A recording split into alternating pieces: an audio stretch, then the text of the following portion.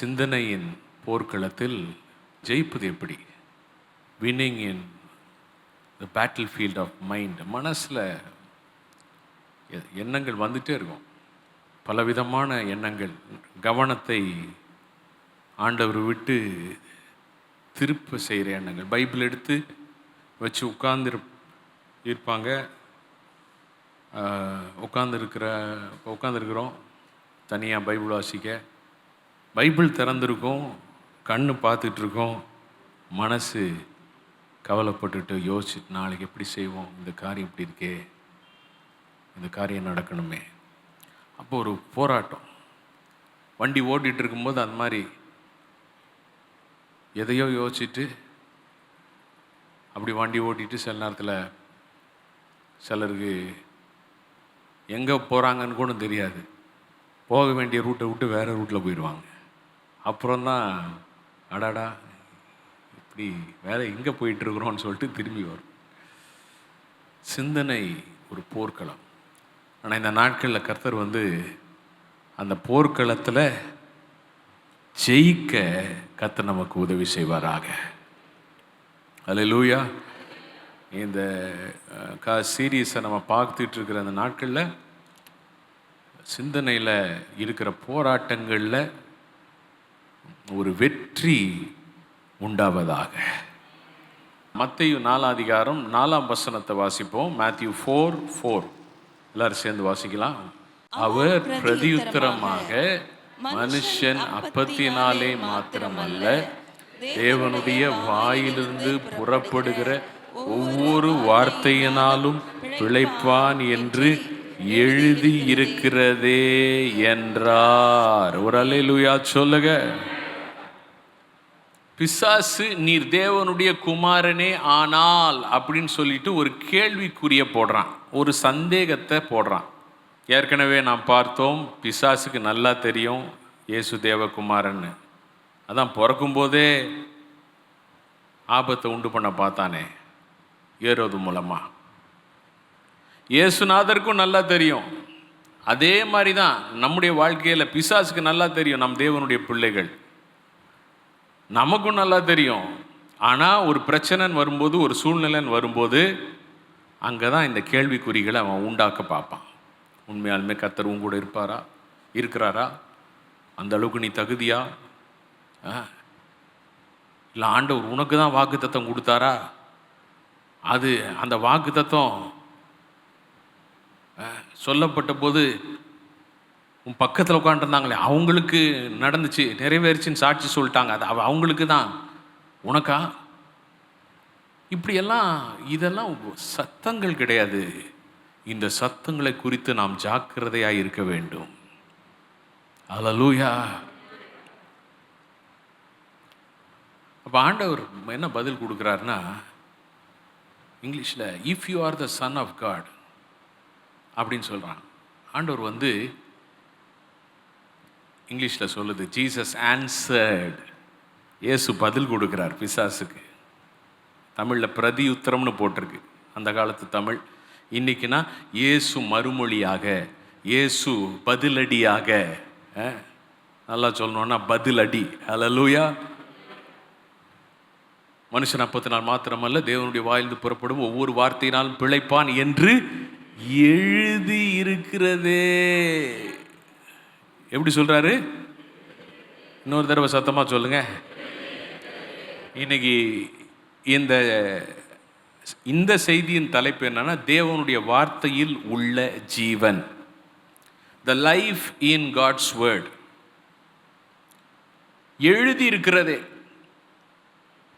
இயேசு கிறிஸ்து யாருன்னு பார்த்தீங்கன்னா, இயேசு கிறிஸ்துக்கு இன்னொரு பேர் தேவனுடைய வார்த்தை, இல்லைங்களா?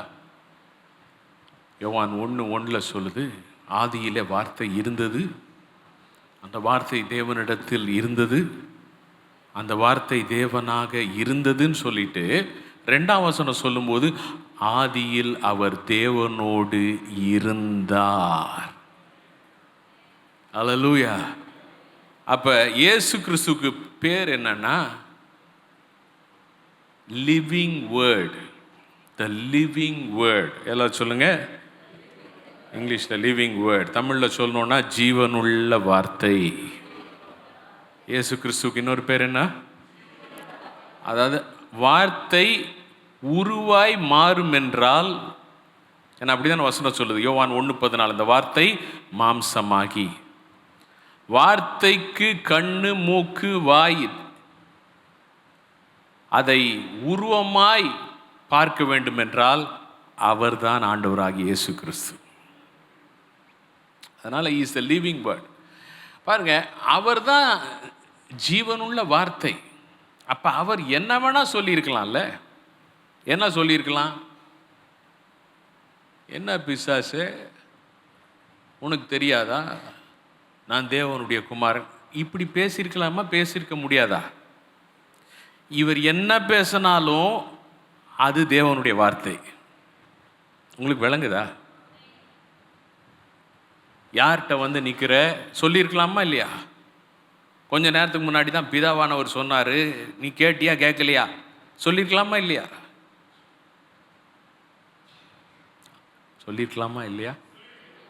சொல்லியிருக்கலாம். ஆனால் ஆண்டவர் எதை சொல்கிறார்னா, அவர் ஜீவனுள்ள வார்த்தையாக இருந்தாலும் அவர் எழுதப்பட்ட வார்த்தையை முக்கியப்படுத்துகிறார், முன்னெடுத்து வைக்கிறார். எழுதப்பட்ட வார்த்தைனா அந்த பைபிள் தான். இது ரொம்ப முக்கியம். பிசாசை ஜெயிக்கணும், சிந்தையில் இருக்கிற போராட்டத்தை ஜெயிக்கணும்னா எழுதப்பட்ட வார்த்தைக்கு நாம் முன்னுரிமை கொடுக்க வேண்டும், முதலிடம் கொடுக்கணும். அப்படின்னா எழுதப்பட்ட வார்த்தையை நம்ம உட்காந்து வாசிக்கணும், தினைக்கும் வாசிக்கணும். அதனால தான் வேதத்தை நம்ம வாசிக்கிறது, வேதத்தை நம்ம உட்காந்து தியானிக்கிறது. எழுதப்பட்ட வார்த்தையிலிருந்து தான் அவர் பேசுகிறார். எங்கே எழுதப்பட்டுச்சு? உபாகமம் 8ஆம் அதிகாரத்தில் எழுதப்பட்டது. 3ஆம் வசனத்தை வாசிக்க கேட்போம்.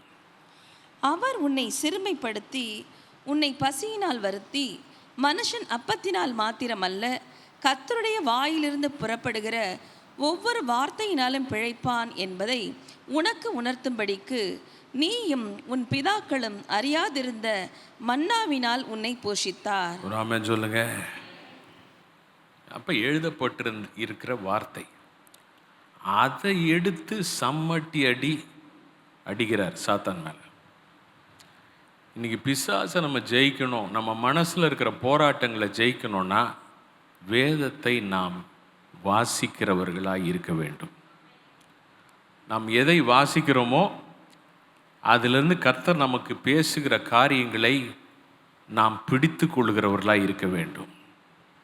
அதை விசுவாசிக்கிறவர்களாக இருக்கணும், அதை செயல்படுத்துகிறவங்களா இருக்கணும், அதை அறிக்கை செய்கிறவங்களா இருக்கணும். தேவனுடைய வாயிலிருந்து புறப்படுகிற ஒவ்வொரு வார்த்தையும் ஒரு மனிதனை பிழைக்க செய்கிறது. அல்லேலூயா. அப்ப பிழைக்க செய்துனா தேவனுடைய வார்த்தைக்குள்ளார ஜீவன் இருக்கிறது. ஜீவன் இருக்கிறதா இல்லையா? இருக்கு. தேவனுடைய வார்த்தைக்குள்ளே ஜீவன் இருக்கிறது. சொல்லுங்க, இன்னொரு தடவை சொல்லுங்க. மனுஷனுடைய வார்த்தைக்குள்ளார என்ன இருக்குன்னா, நீதிமொழிகள் 18:21, மரணமும் ஜீவனும் நாவின் அதிகாரத்தில் இருக்கிறது, அதில் பிரியப்படுகிறவர்கள் அதன் பலனை புசிப்பார்கள். மனுஷனுடைய வார்த்தையில் நாவில் என்ன இருக்கு? மரணமும் இருக்கு, ஜீவனும் இருக்கு. என்ன இருக்கு? ஒரு அல்லேலூயா சொல்லுங்க.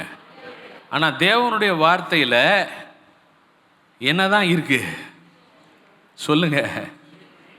தேவனுடைய வார்த்தைக்குள்ளே ஜீவன் மட்டும்தான் இருக்கிறது. தேவனுடைய வார்த்தைக்குள்ளே மரணம் இல்லை. ஹல்லேலூயா, ஹல்லேலூயா. ஒரு நிமிஷம் கையை உயர்த்தி கர்த்தருக்கு ஸ்தோத்திரம் பண்ணுங்க. தேவனுடைய வார்த்தைக்குள்ள ஜீவன் மட்டும்தான் இருக்கு. தேவனுடைய வார்த்தைக்குள்ள மரணம் இல்லை, மரணம் இல்லை.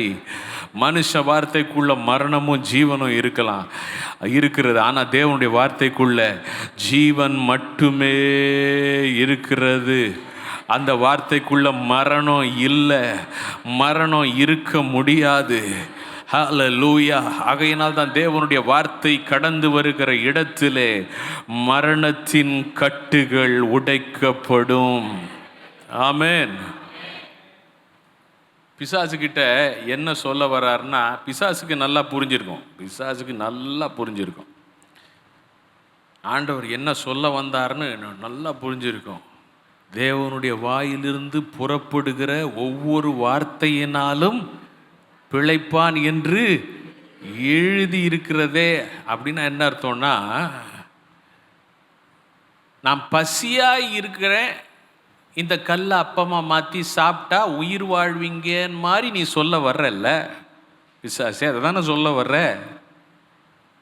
என் ரெல்மே வேற, அதாவது நான் வாழ்கிற தளமே வேற. தேவனுடைய வசனத்தை உட்கொள்றதுனால நான் வாழ்கிறேன். சாவே கிடையாத என்கிட்ட நீ பிழைக்கிறத பற்றி பேச வேண்டிய அவசியமே கிடையாது. அல்லேலூயா. எனக்கு சாவே கிடையாது. ஏன்னா நான் வாழ்கிறதே எதில் வாழ்கிறேன்? தேவனுடைய வார்த்தையின் மூலமாய் வாழ்கிறேன். அல்லேலூயா. ஆகையினால் எனக்கு மரணம் கிடையாது அப்படின்னு யார் சொல்றா? இயேசு சொல்றார். ஒரு அல்லேலூயா சொல்லுங்க. சில எண்ணங்கள், எதிர்மறையான எண்ணங்கள் வருதுன்னா சாதாரணமாக அது எதிர்க்கிறது மாத்திரம் இல்லை, வசனத்தை கொண்டு அந்த எண்ணங்களை எதிர்க்கணும். அல்லேலூயா. praise the Lord. நல்ல ஒரு அல்லேலூயா சொல்லுங்க.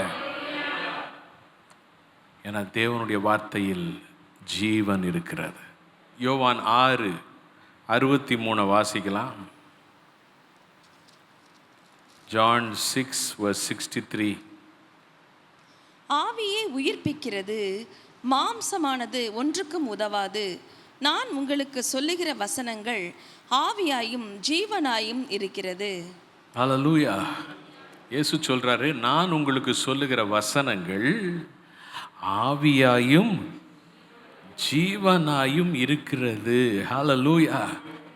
இயேசு எதை அனுபவிச்சாரோ அதையே அவர் நமக்கும் கொடுக்கிறார்.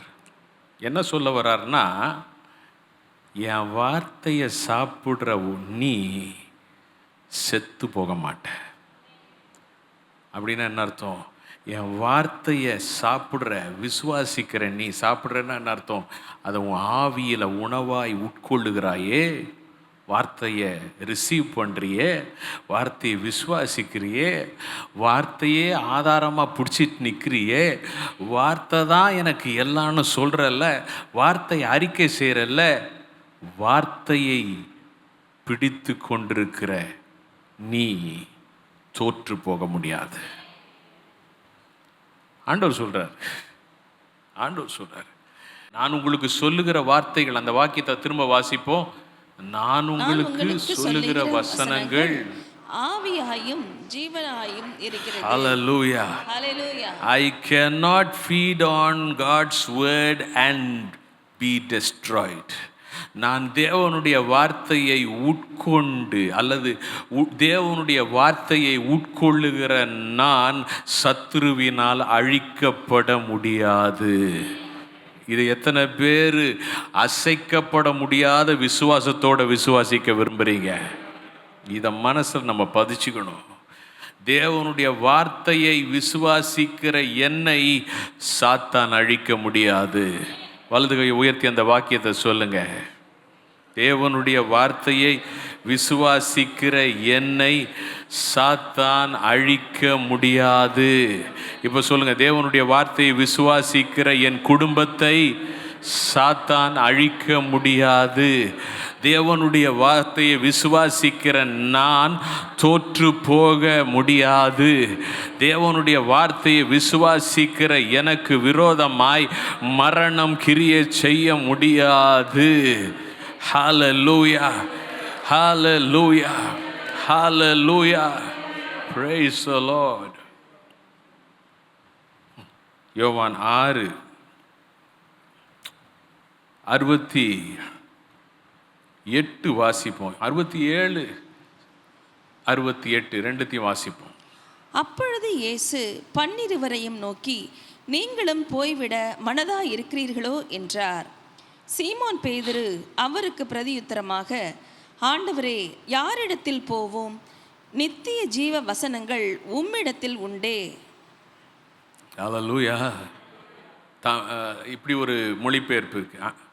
ஆண்டவரே, நாங்கள் யாரிடம் போவோம்? வாழ்வு தரும் வார்த்தைகள் உம்மிடம்தான் உண்டு. ஹல்லேலூயா. உங்ககிட்ட வந்துட்டோம் ஆண்டவரே. உங்கள் வார்த்தையை பெற்றுக்கொள்கிறோம் ஆண்டவரே. உங்கள் வார்த்தையினால் நாங்கள் வாழ்கிறோம் ஆண்டவரே. உங்கள் வார்த்தையினால் வாழ்கிற எங்களை எதுவுமே ஜெயிக்க முடியாது. உங்கள் வார்த்தையினால் வாழ்கிற எங்களை எதுவும் தோற்கடிக்க முடியாது. ஒரு அல்லேலூயா சொல்லுங்க.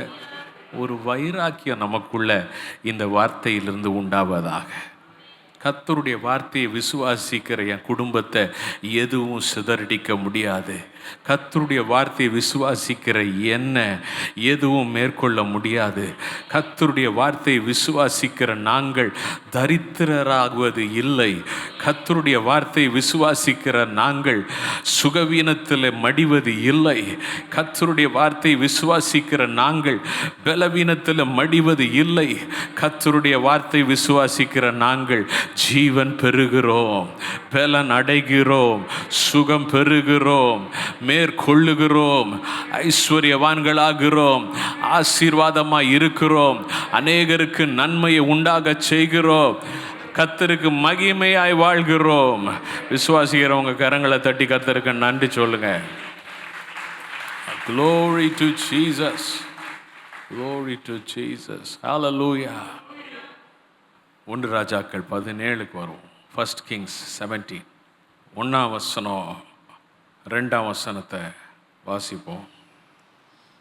கீலேயாத்தின் குடிகளிலே திஸ்பியனாகிய எலியா ஆகாபை நோக்கி, என் வாக்கின்படியே அன்றி இந்த வருஷங்களிலே பனியும் மழையும் பெய்யாதிருக்கும் என்று இஸ்ரவேலின் தேவனாகிய கர்த்தருக்கு முன்பாக நிற்கிற நான் அவருடைய ஜீவனை கொண்டு சொல்லுகிறேன் என்றான். பின்பு கர்த்தருடைய வார்த்தை அவனுக்கு உண்டாயிற்று. போதும். இங்கே நம்ம பார்க்குற காரியம், எலியா கர்த்தருடைய வார்த்தையை பெற்றுக்கொள்கிறார். கர்த்தருடைய வார்த்தையை பெற்றுக்கொண்ட பிறகு அவர் லாங்குவேஜே மாறிச்சு பாருங்களேன். நான் யாருடைய ஜீவனை கொண்டு சொல்கிறேன்னு சொல்கிறாரு 1ஆம் வசனத்தில். கவனிங்க. கர்த்தருடைய, இஸ்ரவேலின் தேவனாகிய கர்த்தருக்கு முன்பாக நிற்கிற நான் யாருடைய ஜீவன்? யாருடைய ஜீவன்? அவருடைய ஜீவனை கொண்டு சொல்கிறேன். ஏன்னா எனக்குள்ளார வந்திருக்கிற வார்த்தை யாருடைய வார்த்தை? எலியாவுக்கு கர்த்தருடைய வார்த்தை வந்த உடனே அவருக்குள்ள யாருடைய ஜீவன் வந்துருச்சு? கர்த்தருடைய ஜீவன் வந்துருச்சு. ஒரு அல்லேலூயா சொல்லுங்க. ஹல்லேலூயா. இனி அந்த ஆகாப் நினைச்சாலும் எலியாவை கொல்ல முடியாது. எலியா யார் இடத்துலலாம் பேசுகிறாரோ அவர் பேசுகிற அந்த வார்த்தையை கேட்குற யாரும் சாவது கிடையாது. ராமன் சொல்லுங்க. நடந்துச்சா இல்லையா? எலியாவை ஆகாப் கொல்லணும்னு தேடாத தேசம் இல்லை. எலியாவை கர்த்தர் நல்லா புஷ்டியாக வச்சிருந்தார். ஏன்னா தேவனுடைய வார்த்தை அவனிடத்தில் வந்த பொழுது தேவனுடைய ஜீவன் அந்த வார்த்தைக்குள்ளே இருந்தது. ஒரு அம்மாட்ட அடுத்தது சொல்கிறாரு, சாரிபாத் அப்படின்ற ஊர், சீதோன்ற தேசத்தில் போ. அந்த சாரிபாத் ஊரில் உனக்கு அங்கே நான் விதவைட்ட உணவு கட்டளையிடுவேன் ஒரு வார்த்தையை சொல்கிறார். அந்த வார்த்தையை நம்பி இவர் போகிறார். அதே மாதிரி ஒரு அம்மா விறகு பொறுக்கிட்டு இருக்கிறாங்க. இவர் உடனே சொல்கிறாரு, தண்ணி கொண்டு வாம்மா அப்படின்னு. பயங்கர பஞ்சம்.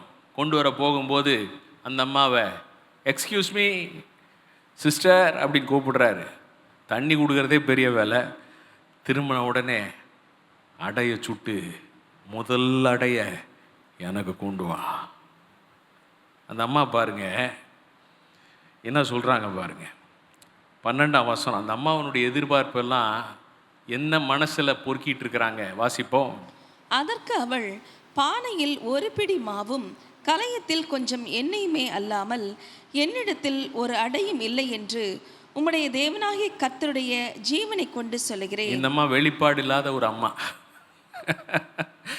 என்ன சொல்கிறாங்க, இவ்வளோதான் இருக்கு, இதை தவிர வேற ஒன்றுமே இல்லை. உண்மையாக சொல்கிறேன், யாருடைய ஜீவனை கொண்டு சொல்கிறேன், உம்முடைய தேவனாகிய கர்த்தருடைய. அந்த அம்மாவுக்கு என்ன விளங்கலைன்னா, கர்த்தருடைய ஜீவன் கர்த்தருடைய வார்த்தைக்குள்ளார இருக்கு. அந்த வார்த்தை வந்துச்சுன்னா அவர் ஜீவன் வந்துடும். அந்த ஜீவன் வந்துருச்சுன்னா இந்த அம்மாவை யார் நினைச்சாலும் சாகடிக்க முடியாது. பஞ்சமே வந்தால், பஞ்சம் எவ்வளோ கொடுமையானாலும் அது சாகடிக்க முடியாது. ஆனால் வெளிப்பாடு இல்லை. அதனால தான் வசனத்தை நம்ம அப்படியே சும்மா கேட்டுட்டு போகிறவங்களா இல்லாமல் வசனத்தை பெற்றுக்கொள்ள வேண்டும், விசுவாசிக்கணும். ஒரு அல்லேலூயா சொல்லுங்க. அடுத்த வாக்கியம் வாசிங்க. இதோ நானும் என் குமாரனும் சாப்பிட்டு செத்து போக அதை எனக்கும் அவனுக்கும் ஆயத்தப்படுத்துகிறதற்கு 2 விறகு பொறுக்குகிறேன் என்றாள். ரொம்ப கூட சுமக்கல. எத்தனை விறகு தான்? அது போதும். சாப்பிட்டு நாங்கள் என்ன செய்ய போகிறோம்? சாக போகிறோம். எலியா சொல்கிறார் பாருங்க, முதல்ல எனக்கு இது கொண்டு வா அப்படின்னு சொல்லிட்டு, பயப்படாத 13ஆம் வசனத்தில் சொல்கிறாரு. அப்பொழுது எலியா அவளை பார்த்து, பயப்படாதே, நீ போய் உன் வார்த்தையின்படி ஆயத்தப்படுத்து, ஆனாலும் முதலில் அதிலே எனக்கு ஒரு சிறிய அடையை பண்ணி என்னிடத்து கொண்டு வா, பின்பு உனக்கும் உன் குமாரனுக்கும் பண்ணலாம். முதல்ல எனக்கு கொண்டு வா, அப்புறம் பண்ணலாம் அப்படின்னு சொல்லிட்டு இவர் பேசுகிறார். அடுத்த வசனம். கர்த்தர் தேசத்தின் மேல் மழையை கட்டளையிடும் நாள் மட்டும் பானையில் மா செலவழிந்து போவது இல்லை. இதுதாங்க தேவனுடைய ஜீவன். ஹல்லேலூயா. அவருக்குள்ளார ஒரு வார்த்தை வந்துருந்துச்சு. எலியாவை பார்த்து தேவன் பேசியிருந்தார். அந்த வார்த்தைக்குள்ளார இருந்த ஜீவன்ல இருந்து எலியா இப்போ பேசுகிறாரு. எலியா பேசும்போது அவருக்குள்ளார இருக்கிற கர்த்தருடைய ஜீவன் புறப்பட்டு அந்த லேடிக்குள்ளார போகுது, அந்த குடும்பத்துக்குள்ளார போகுது, அங்கே இருக்கிற பானையில் இருக்கிற மாவுக்குள்ளார போகுது. ஹல்லேலூயா. எண்ணெய் குறைந்து கலசத்தின் எண்ணெய் குறைந்து போவதும் இல்லை என்று இஸ்ரவேலின் தேவனாகிய கர்த்தர் சொல்லுகிறார் என்றான். ஒரு அல்லேலூயா. நல்ல அல்லேலூயா சொல்லுங்க. அடுத்த 2 வசனத்தையும் கண்ணில் ஒத்திக்கணும். அது மாதிரி வார்த்தை எல்லாரும் சேர்ந்து வாசிக்கணும். எல்லார் வாயிலையும் இந்த வார்த்தை வரணும். 15, 16 வாசிங்க. அவள் போய் எலியாவின் சொற்படி செய்தாள். அவளும் இவனும் அவள் வீட்டாரும் அநேக நாள் சாப்பிட்டார்கள். கர்த்தர் எலியாவை கொண்டு சொன்ன வார்த்தையின்படியே பானையிலே மா செலவழிந்து போகவும் இல்லை, கலசத்தின் எண்ணெய் குறைந்து போகவும் இல்லை. அல்லேலூயா. எலியாவின் சொற்படி. அந்த அம்மா அதான் நம்ம செய்யணும். கர்த்தர் வார்த்தையை பேசுகிறார்ல, எலியா மூலமாக பேசினார். அந்த வார்த்தையை பிடிச்சிட்டு அதன்படி செயல்படுறா. ஹல்லேலூயா. அவளுக்கு முன்னாடி இருந்த எண்ணங்கள் எல்லாம் மாற்றிக்கிறா. நம்ம செத்து போகிறோம் டெஃபினட்டாக அப்படின்ற எண்ணத்தை ஆண்டவர் நீ சாக மாட்டேன்னு சொன்ன உடனே, என் வார்த்தையை விசுவாசி, என் வார்த்தையை கீழ்ப்படி, நீ சாக மாட்டேன், நீ வாழ்வேன்னு சொன்ன உடனே மனசை மாற்றிக்கிட்டா. ஒரு அல்லேலூயா சொல்லுங்க. அதுக்கப்புறம் புலம்பல் பாடிட்டு இருக்கக்கூடாது. அவள் அப்படி இருக்கவில்லை. அப்போ அவள் போய் செய்கிறா. பஞ்சம் முடிகிற வரைக்கும் அநேக நாள் சாப்பிட்டார்கள். மாவும் குறையல, எண்ணெயும் குறையல. ஒரு அல்லேலூயா சொல்லுங்க. எத்தனை பேருக்கு இது விளங்குது? அதுக்கப்புறம் நடந்த காரியம், அவங்க அந்த அம்மாவுடைய பையன் செத்து போயிடுறான். ஆனால் செத்து போன பிறகு கூட நல்லா கவனிங்க, எப்படி செத்து போயிடுறான்னா சாப்பாடு இல்லாமல் இல்லை, அவன் செத்து போயிடுறான். அப்போ என்ன நடக்குது? எலியா பாருங்க, அந்த இடத்துல அவர் அந்த பையனுக்காக வந்து ஜெபிக்கிறார், அந்த பிள்ளைக்காக ஜெபிக்கிறார். ஜெபித்த பொழுது 21ஆம் வசனம் 22ஆம் வசனம் வாசிக்க கேட்போம். அந்த பிள்ளையின் மேல் 3 தரம் குப்புற விழுந்து, என் தேவனாகிய கர்த்தாவே, இந்த பிள்ளையின் ஆத்துமா அவனுக்குள் திரும்பி வர பண்ணும் என்று கர்த்தரை நோக்கி விண்ணப்பம் பண்ணினான். கர்த்தர் எலியாவின் சத்தத்தை கேட்டார். பிள்ளையினுடைய ஆத்துமா அவனுள் திரும்பி வந்தது, அவன் பிழைத்தான். ஹல்லேலூயா. அவன் என்ன பண்ணா? பிழைத்தான். ஏன்னா எலியாவுக்குள்ளே இருந்தது தேவனுடைய வார்த்தை. அந்த வார்த்தைக்குள்ளே இருந்தது தேவனுடைய ஜீவன். மனுஷன் அப்பத்தினால் மாத்திரமல்ல, தேவனுடைய வாயிலிருந்து புறப்படும் ஒவ்வொரு வார்த்தையினாலும் பிழைப்பான். ஹல்லேலூயா. தேவனுடைய வார்த்தையை பெற்ற நீங்கள் மடிந்து போவது இல்லை. இந்த இடத்துலேருந்து இன்றைக்கி புறப்பட்டு போகிறீங்க, அந்த வார்த்தையை கேட்டு இந்த சர்வீஸில் பங்கு கொண்ட ஒவ்வொருவரும் இன்னையிலேருந்து உங்கள் வாயில் வர வேண்டிய காரியம், எந்த சூழ்நிலையாக இருந்தாலும், அது பஞ்சமாக இருக்குது, பொருளாதார கஷ்டமாக இருக்கட்டும், அல்லது உடல் கஷ்டமாக இருக்கட்டும், அல்லது குடும்ப கஷ்டமாக இருக்கட்டும், வேலையில் கஷ்டம், தொழிலில் கஷ்டம், எதுவாக இருக்கட்டும், இன்னிலேருந்து நீங்கள் பேச வேண்டிய காரியம், கர்த்தருடைய வார்த்தையை பெற்றுக்கொண்ட நான் மடிந்து போக முடியாது. அல்லேலூயா. கர்த்தருடைய வார்த்தை பெற்றுக்கொண்ட என் வாழ்க்கை மடிந்து போக முடியாது. கர்த்தருடைய வார்த்தை பெற்றுக்கொண்ட என் சரீரம் மடிந்து போக முடியாது. கர்த்தருடைய வார்த்தையை பெற்றுக்கொண்ட என் குடும்பம் மடிந்து போக முடியாது.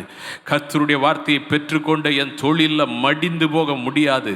கர்த்தருடைய வார்த்தையை நான் பெற்றுக்கொண்டிருக்கிறதுனால நான் விடுதலையோடு இருப்பேன், நான் சுகத்தோடு இருப்பேன், நான் பலத்தோடு இருப்பேன், நான் ஆரோக்கியத்தோடு இருப்பேன், நான் இந்த சோதனையில் ஜெயிப்பேன், நான் இந்த சூழ்நிலையை மேற்கொள்ளுவேன். ஏனென்றால் தேவனுடைய வாயிலிருந்து புறப்படும் ஒவ்வொரு வார்த்தையிலும் ஜீவன் மட்டுமே உண்டு, அதில் மரணம் இல்லை. விசுவாசிக்கிறவங்க கரங்களை தட்டி கர்த்தரை மகிமைப்படுத்துவோம். ஹல்லேலூயா. கைகளை உயர்த்தி பரிசுத்த ஆவியில் நிரம்பி ஜெபிக்க ஆரம்பிங்க. Begin to pray in the Holy Ghost.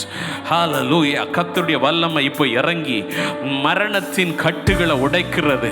ஆவியானவர் இன்னைக்கு சொல்லி அனுப்பினார் இடத்துல, மரணத்தின் கட்டுகளை கர்த்தருடைய வல்லமை உடைக்கிறது. ஓ, ஞானத்தோடு செயல்படுவதன் மூலமாக மரணத்தின் கிரியைகளை, மரணத்தின் வல்லமைகளை முறியடிக்கக்கூடிய ஒரு ஞானத்தை பரிசுத்த ஆவியானவர் உங்களுக்கு தராரு. இந்த சத்தத்தை கேட்கிற ஒவ்வொருவருக்கும் தராரு. ஞானமாய் நடந்து கொள்ள, ஞானமான வார்த்தைகளை பேச, ஞானமாய் சரியான நேரத்தில் செயல்பட. ஹல்லேலூயா. நீங்கள் என்ன வேலை செஞ்சாலும் அதில் ஞானமாக செயல்படுவதன் மூலமாய் மரணத்தின் வல்லமைகள் அந்த காரியத்தில் முறியடிக்கப்படுகிறது. அதை ஜெயிக்க, மரணத்தின் கிரியைகளை ஜெயிக்க கர்த்தர் அந்த ஞானத்தை உங்களுக்கு தர்றாரு. கர்த்தர் அந்த ஞானத்தை உங்களுக்கு தர்றாரு. ரிசீவ். அந்த ஸ்திரீ, அந்த விதவை அன்றைக்கு எலியா மூலமா வந்த கர்த்தருடைய வார்த்தைக்குள்ளார இருக்கிற ஞானத்தை பெற்றுக்கொண்டாங்க. ஆகையினால் அந்த வீட்டில் அவங்க போய் ஞானமாய் செயல்பட்டதனால, கர்த்தருடைய வார்த்தைக்கு கீழ்ப்படிஞ்சதனால மரணத்தின் கூர் முறிக்கப்பட்டது. ஹல்லேலூயா. ஓ, பொருளாதாரத்தில் இருக்கிற எல்லா மரணத்தின் கூர் முறிக்கப்படுகிறது. ஹல்லேலூயா. Thank you Jesus. இல்லாம என்கிற மரணத்தின் கூர் முறியடிக்கப்படுகிறது. சரீரத்தில் இருக்கிற மரணத்தின் கூர் முறிக்கப்படுகிறது.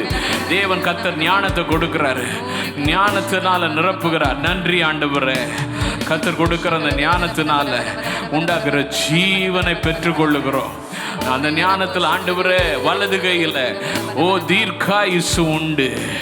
அந்த ஞானத்தில் ஆண்டவரே அதனுடைய இடது கையில் ஐஸ்வர்யம் உண்டுன்னு உங்கள் வார்த்தை சொல்லுது. இப்பொழுது அந்த ஞானத்தினால, உங்கள் வார்த்தைக்குள்ளே இருக்கிற ஜீவன் கொண்டு வருகிற ஞானத்தினால தீர்க்காயுசையும் ஆண்டவரே ஹல்லேலூயா ஐஸ்வர்யத்தையும் ஆண்டவரே நீர் உண்டு பண்ணுகிறதற்காய், கட்டவிழ்கிறதற்காக, உம்முடைய நாம மகிமைக்காக கட்டவிழ்கிறதற்காக நன்றி. நல்ல சந்தோஷத்தோட கரங்களை தட்டி நன்றி சொல்லி பெற்றுக்கொள்ளுங்க. Receive it. Receive long life. Receive length of days. Receive hallelujah riches, spiritual and material and physical riches. Hallelujah, prosperity. நன்றி ராஜா, நன்றி ராஜா, நன்றி ராஜா.